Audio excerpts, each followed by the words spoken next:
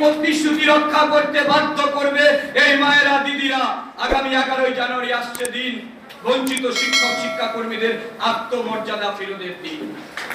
গতকাল হাওড়া জেলায় শিক্ষক ঐক্য মুক্ত মঞ্চের নবান্ন অভিযানের সমর্থনে যে প্রস্তুতি সভা হয়েছিল, সেখানে দাঁড়িয়ে নবান্নের পাশে থেকে বলে এসেছি যে মাননীয় মুখ্যমন্ত্রী আপনি তৈরি থাকুন।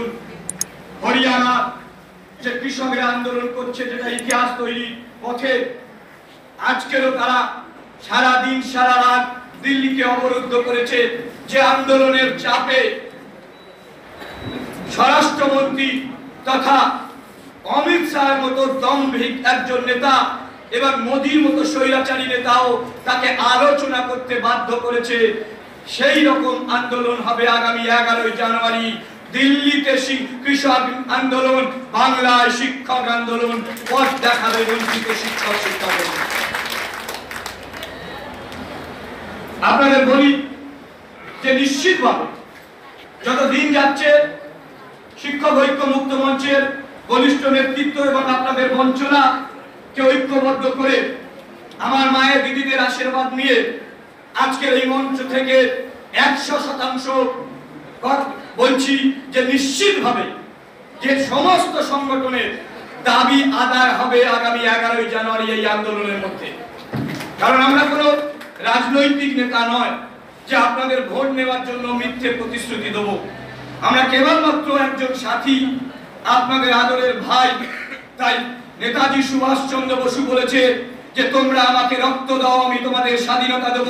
আমার এই বঞ্চিত মায়েদের আশীর্বাদ, তাদের চন্দনের টিকা মাথায় নিয়ে নদিয়া জেলা থেকে বলছি, আপনারা বঞ্চিত শিক্ষকরা ঐক্যবদ্ধ হয়ে জমায়েত দিন। আপনাদের বঞ্চনা মুক্তি করব আগামী 11 জানুয়ারি। উপস্থিত পার্শ্ব শিক্ষক সাথী, আপনাদের জ্ঞাতার্থে বলি যে পার্শ্ব শিক্ষকদের বঞ্চনা দীর্ঘদিনের, তার সাথে এসএসকে এমএসকে একাডেমিক সুপারভাইজার, মাদ্রাসা পৌরসভা, বৃত্তিমূলক শিক্ষক, কম্পিউটার শিক্ষক, শিক্ষা মিত্র, ম্যানেজমেন্ট স্টাফ, স্পেশাল এডুকেটর থেকে শুরু করে প্রাণী বন্ধু, প্রাণী মিত্র, প্রাণী সেবী, আনএডেড মাদ্রাসা, এরকম আরো চুক্তিভিত্তিক কর্মী আছে যাদের বঞ্চনা দীর্ঘদিনের। শিক্ষক ঐক্য মুক্ত মঞ্চ একটা অরাজনৈতিক সংগঠন, পেশাগত দাবিতে রাষ্ট্রশক্তির বিরুদ্ধে চোখে চোখ রেখে লড়াই করে এবং বঞ্চনা মুক্তি করে। তার প্রমাণ আমার এসএসকে এমএসকে দিদিরা পেয়েছে। তাই বিভিন্ন শিক্ষক আন্দোলন, মহিদুল ইসলাম সম্পর্কে যতই বিতর্কিত করুন বন্ধু, নিশ্চিতভাবে আপনাদের সে বাক স্বাধীনতা আমরা দেব, কিন্তু তার কর্মসূচি, তার কর্মপদ্ধতি এবং মাতৃশক্তির বলে যে লড়াই দুর্বার গতিতে লড়ে এখনো পর্যন্ত সফল হিসাবে তিনি প্রতিষ্ঠিত হয়েছে, সেটাকে অস্বীকার করার অধিকার আপনার নেই। এবং সেই সফলতার বলে, মায়েদের ঐক্যবদ্ধ জোটের বলে আগামী 11 জানুয়ারি আপনাদের দাবি আদায় হবে। তাই পার্শ্ব শিক্ষক নেতৃত্ব যারা আছেন এবং যারা সাথী পার্শ্ব শিক্ষক সোশ্যাল মিডিয়ার মধ্যে দিয়ে শুনছেন, তাদের উদ্দেশ্যে বলছি যে ঐতিহাসিক আন্দোলন গত 2019 সালে আপনারা করেছেন কলকাতার বুকে, তাকে আমরা কুর্নিশ জানাচ্ছি। যে কোনো লড়াই আন্দোলনকে কুর্নিশ জানায়। প্রাথমিক শিক্ষকদের আন্দোলন, এসএসকে এমএসকে আন্দোলন আপনাদেরকে উৎসাহিত করেছিলেন। আজকের দিনে দাঁড়িয়ে বলছি, সেই আন্দোলনের যিনি আপনাদের কোর্ট অর্ডার পেতে সহযোগিতা করেছিলেন, তার নাম এই অভাগা মহিদুল ইসলাম।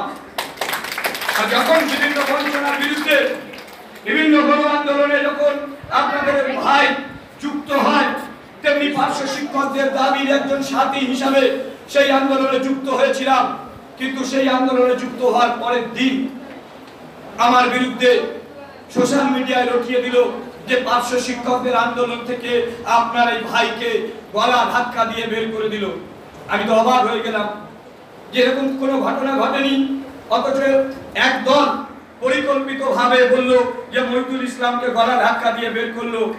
কিন্তু আমি দেখলাম যে পার্শ্ব শিক্ষক আন্দোলনের নেতা এই জেলারই ভগীরথ ঘোষ এবং মধুমিতা দি, তাদেরকে আমি সম্মান করি, তারা বঞ্চিত মানুষদের আন্দোলন করে, কিন্তু তারা কোনো প্রতিবাদ করলো না। তখন বুঝলাম ইন্ধনটা ছিল চক্রান্ত করে বলছে মহিদুল ইসলামকে এখান থেকে বের করে দাও। সেদিনই বলেছিলাম, সেদিনই ভেবেছিলাম। তাই আজকের এই নদিয়ার মঞ্চ থেকে ভগীরথ ঘোষ এবং মধুমিতা দিকে ধন্যবাদ জ্ঞাপন করছি। এবং সেদিনই প্রতিজ্ঞা নিয়েছিলাম, যতক্ষণ দেহে আছে প্রাণ, প্রাণপণে সরাবো জঞ্জাল, এই বাংলাকে বঞ্চিত শিক্ষকদের বাসযোগ্য করে তুলে দেবো।